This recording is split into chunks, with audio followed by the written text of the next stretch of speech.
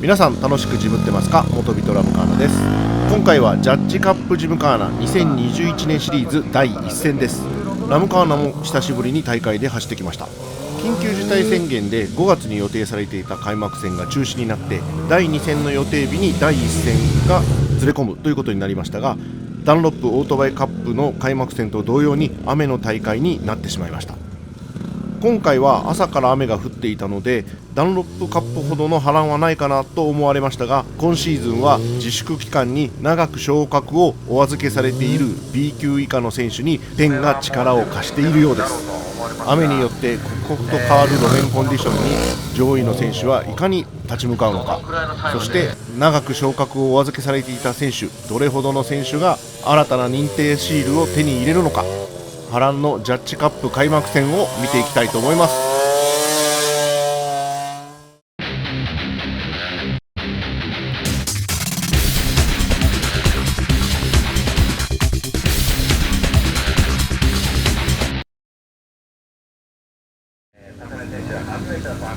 ジャッジカップはノービス選手に限って当日のエントリーができます。前日になって元ジムカーナデビューへの決心がついてからでも十分に間に合いますが、このように当日が雨の予報だと、当日エントリーも減ってしまいました。それでもですね、前日まで様子を見られるということでジャッジ公式戦デビューには敷居が低くて良いのではないでしょうか。そんなノービスクラスには女性専用の NL クラスというのがあります。その NL クラス、この日の優勝を飾ったのはゼッケン2番 KSR の前島選手でした。エンジンパワーの小さな、ミニバイクということでですね、濡れた路面でも思い切ったアクセルワークができましたね。続いて NO クラス優勝はゼッケン12番芦田選手。ほぼノーマルの DRZ400SM でスムーズな走りを見せました。ここからはシードクラス、 C2 クラス3位にはゼッケン12番 NSR250R の八木選手が入りました。会場のトミーモーターランドの路面はウェットでも比較的グリップが良くてですね、しっかりタイヤに荷重をかけてやると結構ペースを上げて走れます。2位にはゼッケン21番 VTR の樋口選手が入りました。そして C2 クラスで見事優勝をしたのは同じく VTR のゼッケン25番石渡選手。3選手ともウェット路面にもかかわらずターンの進入から脱出まで滑らかなスピードコントロールで危なげのない走りを見せていました。続いて C1 クラスです。3位にはゼッケン35番友寄選手。 VTR から NSR への乗り換えもうまくいったようです。ウェット路面とは思えないような鋭いターンを連発しました。2位にはゼッケン3番の仲間選手が入りました。この映像は第1ヒートのものですが、鋭い加速でリアが滑っていてもしっかりマシンをコントロールできていますね。ちなみにこのマシン D トラッカーに見えますが DRZ だったようです。そして C1 クラス優勝はゼッケン15番 TZR250R の和田選手。昼から一時的に雨が止み気温も上がってきて第2ヒートでは路面状況もどんどん良くなっていく中、要所要所でツーストならではの鋭い加速でタイムを削りました。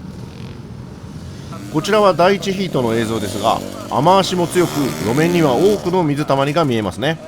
波乱のダンロップ杯でチャンスをものにして見事総合優勝を果たした B 級ゼッケン10番 NSR250 回の木村選手はこのヒートでは転倒してしまいましたが、2本目では安定した走りを見せて3位に入りました。第2ヒート B 級も終盤になってからまたもや急に雨足が強くなり始め、路面も水の膜が薄く張る一番滑りやすい状況になっていく中、ゼッケン2番 CB300R の関根選手は1本目からのタイムアップが難しい状況ながらなんとか2位にとどまります。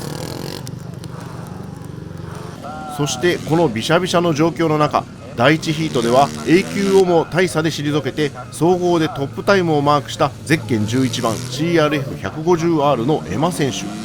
義手の右手に代わって左手のみでスロットルとフロントブレーキのコントロールをしています。腕の力ではなくマシンの曲がろう、そして立ち上がろうとする力を徹底的に追求した走りでウェット路面を制して B 級優勝を決めました。さらに総合でも2位に入っています。まさにライディングというのは人馬一体、マシンが走ろうとする力にライダーが的確なコントロールで合わせていく、それが速く走るコツなんでしょうね。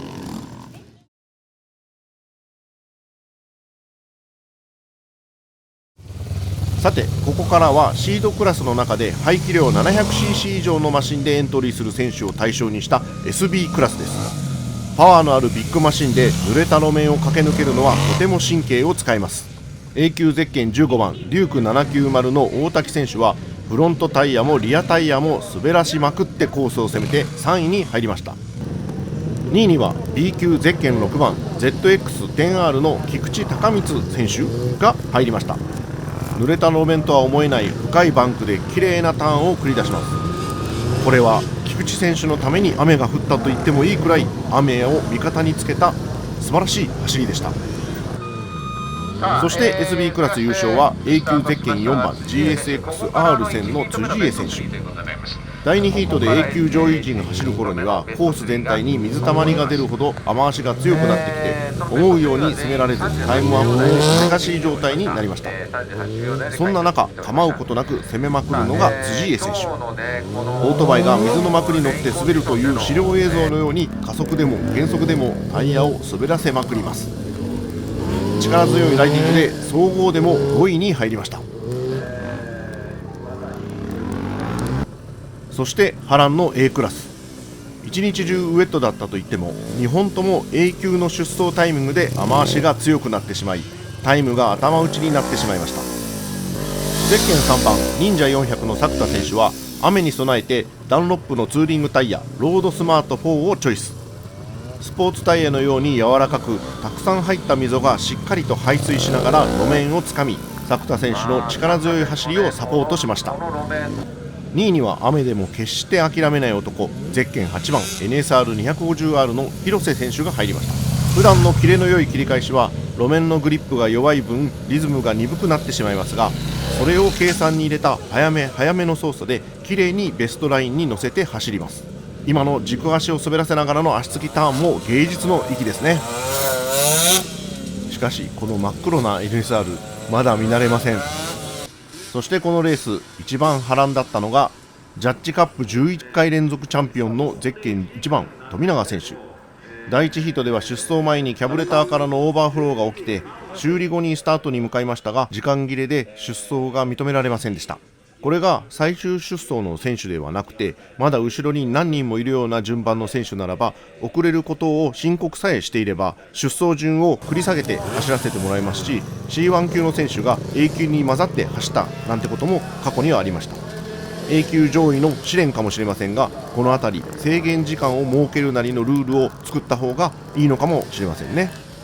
ということでこの雨の難しいレースを2本目1本勝負で走らなければいけなかった富永選手はこういう時こそ底力を発揮して出走時1番時計だった B 級エマ選手を退け見事総合優勝を果たしました。